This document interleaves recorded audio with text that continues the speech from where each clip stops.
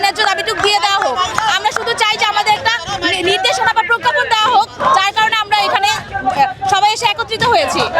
আর আমাদের তো এটা একদম পুরো ন্যায্য দাবি যে আমরা এখানে আসছি। আর আমাদের অনেকেই চাকরি ছেড়ে দিয়েছে চূড়ান্ত সুপারিশ প্রাপ্ত হওয়ার পর পর্যন্ত।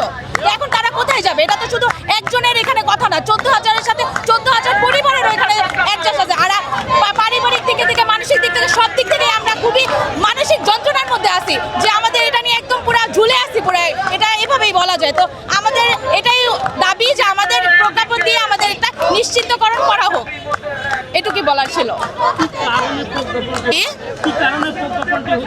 সেটা আসলে আমরা বলতে পারি না, কারণ আমাদের এখান থেকে সব কার্যকলাপ সবকিছু মেডিকেল সবকিছুই একদম কমপ্লিট, খালি আমাদের জয়েনিংটা বাকি। সো এটা মন্ত্রণালয় থেকে দেওয়ার কথা। এখন এই বিষয়ে আমরা আর কিছু বলতে পারতেছি না। না না, এটা আমরা বলতে পারতেছি না, কারণ আমাদের কালকে আমরা জানছি যে প্রতিমন্ত্রী আমাদের আশ্বাস দিয়েছেন, কিন্তু আমরা এখন চাই যে আমাদের একটা প্রজ্ঞাপন দিয়ে লিখিতভাবে কিছু বলা হোক। না না, আমরা এসব বিষয়ে কোনো মন্তব্য করতে চাচ্ছি না, কারণ আমরা আমাদের শুধু দাবির জন্যই আসছি যে আমাদের ন্যায্য দাবিটা আমাদের দিয়ে দেওয়া হোক। এখানে আমাদের আর কোনো মন্তব্য নাই। আমরা যে পর্যন্ত দাবি না আদায় হবে ও পর্যন্ত আমরা রাজপথেই থাকতে হবে, আমাদের কিছু করার নেই, কারণ এটা আমাদের জায়গা না। আমাদের জায়গা হলো শ্রেণীকক্ষ, তো আমরা কেন এখানে আসবো? আমাদের শুধু আমাদের দাবিটুকুর জন্য আমাদের এখানে আসা। আমাদের প্রজ্ঞাপন দিয়ে দিলে আমরা চলে যাব, সবাই নিশ্চিন্তে বাড়িতে যাব, আমাদের কোনো টেনশন থাকবে না।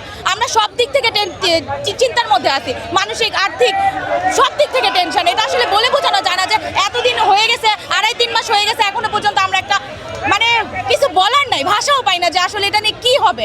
এটার জন্য আমরা চাই যে আমাদের একটা পরিপূর্ণভাবে একটা নির্দেশনা দেওয়া হোক, প্রজ্ঞাপন দেওয়া হোক, তাহলে আমরা নিশ্চিতভাবে শান্তি পাবো আর কি। এছাড়া আর আসলে কিছু বলার নাই, আর কোনো মন্তব্য নাই। সবাই সবার দিক থেকে চেষ্টা করতেছে এবং আমরা এটার জন্য আজকে আসছি এখানে, এই বলার ছিল।